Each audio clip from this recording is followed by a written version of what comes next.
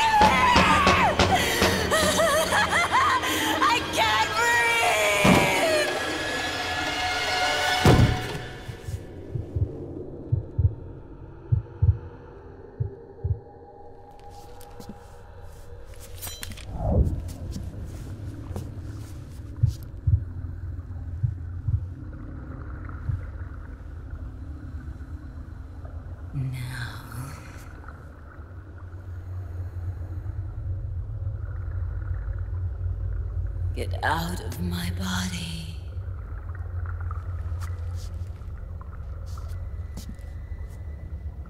Forgive me.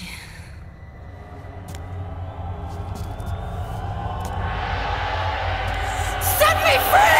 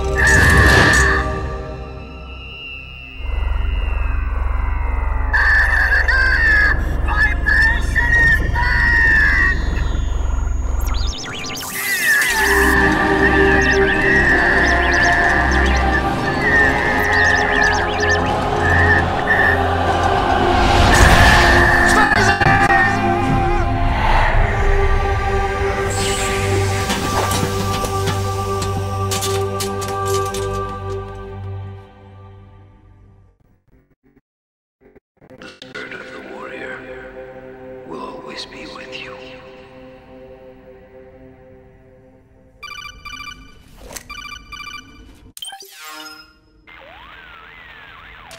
So, you bested the last beast.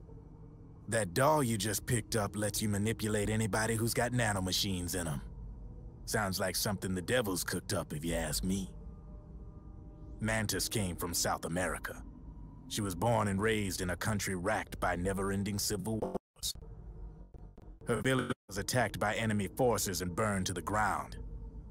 This was when she was still a little girl. Hunted by enemy death squads, she was separated from her family. She barely managed to escape with her life. Ended up in the basement of this one building. It was full of corpses that had been dumped there. Almost all of them had been tortured to death. She was petrified with fear. And then, she heard the sound of heavy boots on the floor above her, followed by shrieking screams. The kind that would make every hair on your body stand straight up. She had stumbled across a makeshift torture chamber. Somebody'd locked the door, and she was trapped. It was dark, it was dank, and it was full of a wretched stench. She couldn't sleep with the screams of torture victims all around her. All she could do was sit curled up in one corner of the room, trembling. A week passed. Then 10 days. She managed to keep hydrated by drinking the filthy water pooled up on the floor, but there was no food. Being trapped in that kind of place, half crazy from hunger, did a serious number on her mind. Did you know female mantises eat their mates? The screams went on day and night. She covered her ears, but it didn't help. And then, she was saved. By a little black mantis that taught her how to block out the screams, how to plug up her inner ears. What the hell are you talking about? I'm saying, Snake, that when she couldn't stand the hunger any longer, she started feeding on the corpses. But only the male ones. She didn't realize who was doing it. In her mind, it was a female mantis devouring her mates. It was like one big twisted waking dream. There was no mantis, of course. It was all a hallucination. Nothing more than some story spun by another person she'd created inside. Her unstable mind was what made her so vulnerable. Later, they ripped out what was left of her psyche with drugs and hypnosis and implanted the persona of Psycho Mantis. It wasn't her will that controlled the B&Bs. It was Psycho Mantis, half assimilated into her soul, pulling the strings. Screaming Mantis was just another puppet. Anyway, she survived several weeks down in that hellhole and finally got back to the surface. But the screams in her head didn't subside. They would always be with her. Only this time, they weren't real. The inner earplugs didn't work anymore. The black mantis had disappeared. There was no place left to escape. Which is why she was always screaming, to drown out the ones in her own head. But it's over now. You freed Mantis from that dark nightmare. The last of them beasts. You got it, pal. Well, I'm done playing storyteller for a while. Now get going. GW's waiting. And this time, you get to make up the ending.